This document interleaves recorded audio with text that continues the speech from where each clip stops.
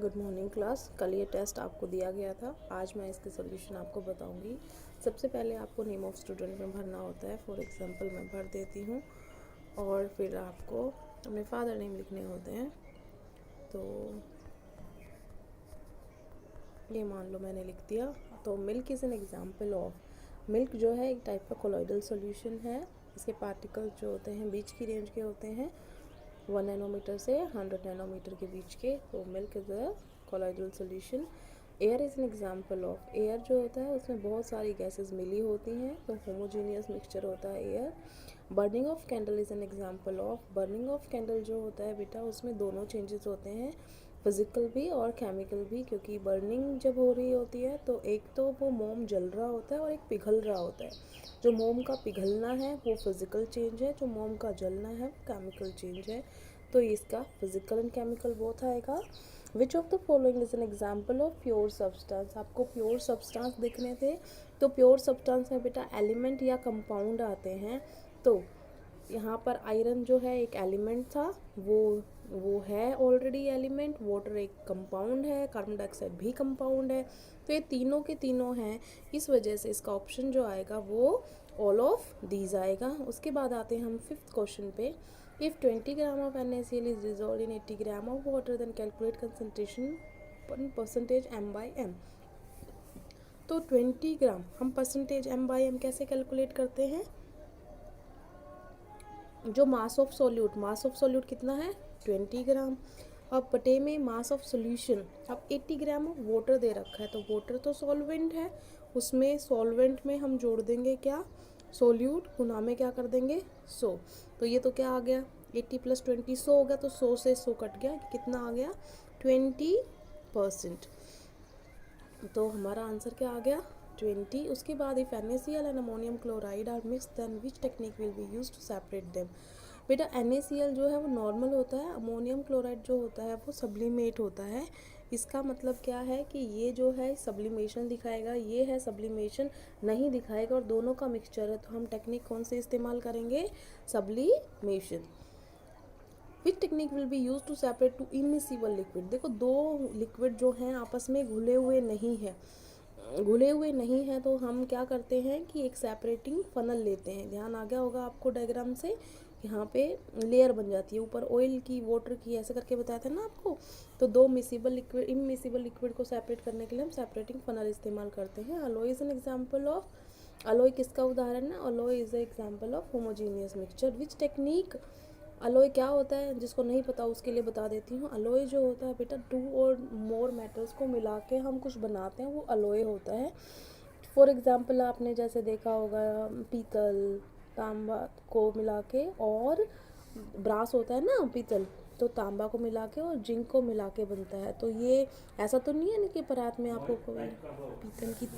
पीतल की जो कोई भी बर्तन होता है उसमें ऐसा तो नहीं होता कि एक साइड में कॉपर दिखाई दे रहा है, एक साइड में जिंक दिखाई दे रहा है। रंग बदलता है, नहीं बदलता है, सारे के सारे एक जैसे दिखते हैं। पीतल सारी तरह से बराबर एक जगह पे अगर जैसा कलर होगा पूरी पे वैसा ही होता है, ठीक है।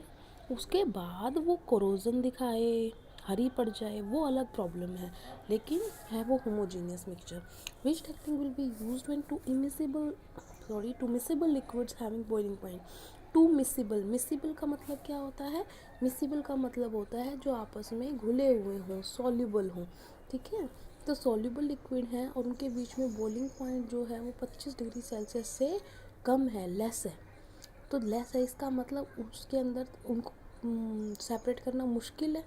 अगर सिंपल वो बोलता कि दो घुलनशील लिक्विड्स को अगर अलग करना है तो हम सिंपल बोल देते डिस्टिलेशन, लेकिन वो स्पेशल कंडीशन बोल रहा है लेस देन। अगर मोर देन बोलता तो हम सिंपल डिस्टिलेशन कर दे, लेकिन ये लेस देन 25 डिग्री सेल्सियस बोलता है तो हम यहाँ पर फ्रैक्शनल डिस्टिलेशन करेंगे। Tyndall effect is shown by, Tyndall effect जो होता है वो सिर्फ कौन दिखाते हैं, कोलॉइडल सॉल्यूशन दिखाते हैं और सस्पेंशन दिखाते हैं। तो इसमें जो अलॉय है ये होमोजेनस मिक्सचर है, सॉल्यूशन है ये भी होमोजेनस मिक्सचर है, यहाँ हेट्रोजेनस मिक्सचर दिखाते हैं। तो यहाँ पर एक ही एग्जांपल आपको दिखाई दे रहा होगा, that is colloidal solution. Question number 11 में है select the odd one among the following, would, soil, milk and sugar solution. आपको जो दे रखा है उसके अंदर से आपने ओड वन आउट निकालना है, मीन्स आप में कौन सा अलग है उनमें से। जो वुड जो होता है वो हिट्रोजीनियस होता है। कौन सा होता है? हिट्रोजीनियस। सोइल जो होती है वो हिट्रोजीनियस ही होती है। मिल्क जो होता है वो भी हिट्रोजीनियस है, कोलोइडल सॉल्यूशन है ना, बट शुगर जो है वो क्या है? Homogeneous solution. तो आपका एग्जाम्पल क्या आएगा इसमें? Sugar solution is odd one out. Name the separation technique with the help of which we can pure sample from impure substance। हमें impure से प्योर प्राप्त करने के लिए तो सिंपल सी टेक्निक थी crystallisation. Rusting of iron is an example of which type of change. बेटा रस्ट जो होता है उसमें लोहा जो होता है, लोहा जो है पानी और हवा के संपर्क में आने के बाद ये बन जाता है Fe2O3XH2O। इसका मतलब ये रस्ट का फॉर्मूला है।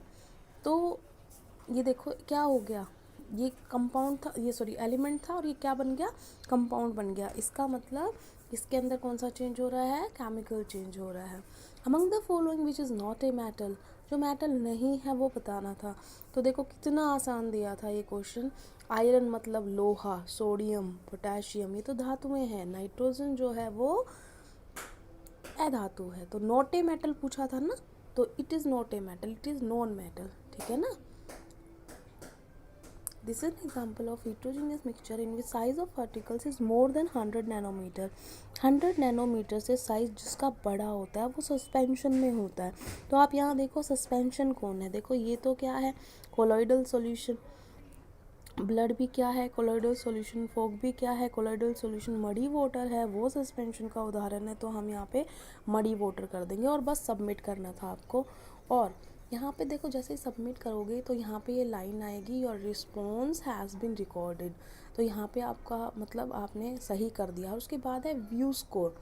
ठीक है, तो व्यू स्कोर में आप अपने स्कोर देख सकते हो। और सबमिट अनदर रिस्पॉन्स में आप दूसरा रिस्पॉन्स डाल सकते हो अगर आपको चेक करना हो तो खुद को कि आपको आ गया है समझ में कि नहीं आया है।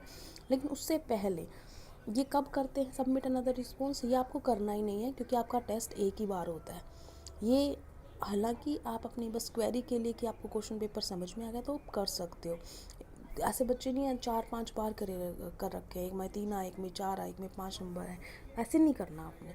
तो अब देखो आपका रिस्पॉन्स हो गया, ये रिकॉर्डेड हो गया। उसके बाद आपने क्या करना है?